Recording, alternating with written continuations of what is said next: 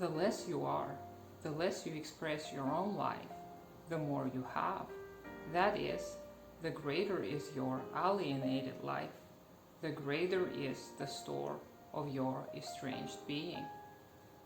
So let's talk about shopping addiction.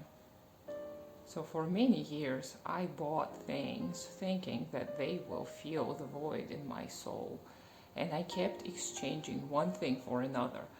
I bought shoes, I bought clothes, I bought accessories, I bought makeup, I bought skincare.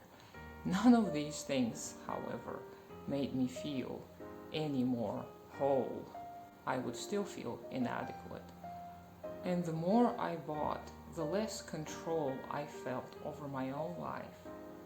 It felt like material possessions, things, were taking over me, and I was a slave to these material objects. I had to spend my days thinking about things, organizing them, making sure they were tidy and clean, and that was taking a toll on my mental health. I kept thinking that if I bought the right things, then the chase would be over. I would feel free. I would do what I wanted to, but it never ended. More objects would catch my attention. More ideas would be advertised to me. And as I kept following those advertised suggestions, the less in control of my own life I felt.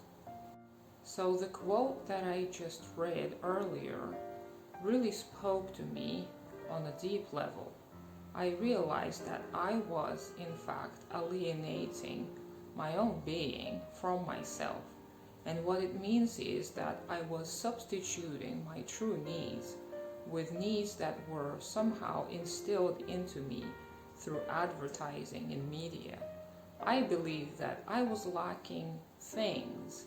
I believe that I was lacking confidence because I didn't own the right things. So I kept trying to find the right things to make me feel better.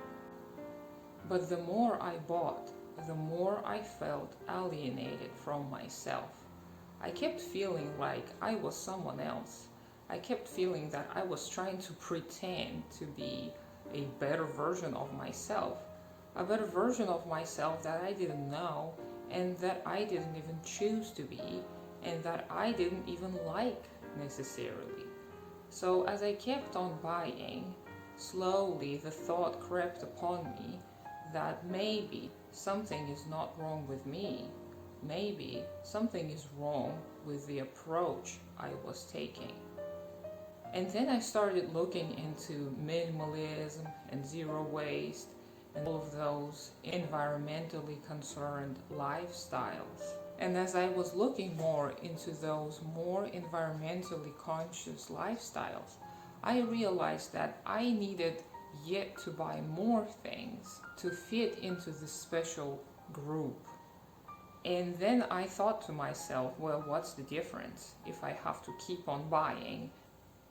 Ultimately, I was disappointed with minimalism and zero waste movements, not because they don't have valuable thoughts and ideas, but because they do not address the core of the problem.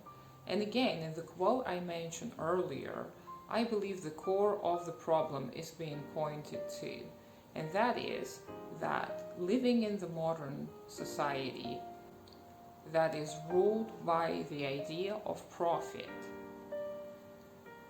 we cannot mask the symptoms of our estranged life. We do not get to fully express ourselves as human beings. We are restricted greatly by what is profitable. And this is not how human psyche works.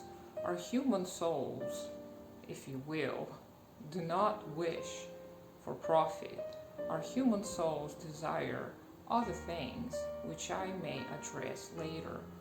But for now, what I have realized is that my estranged life, my possessions, were slowly sucking the life out of me, and I was misplacing my frustration anger, sadness, and I was substituting one empty vessel with another. Or, if you will, I was pouring water from one vessel into another, and it didn't bring me any good.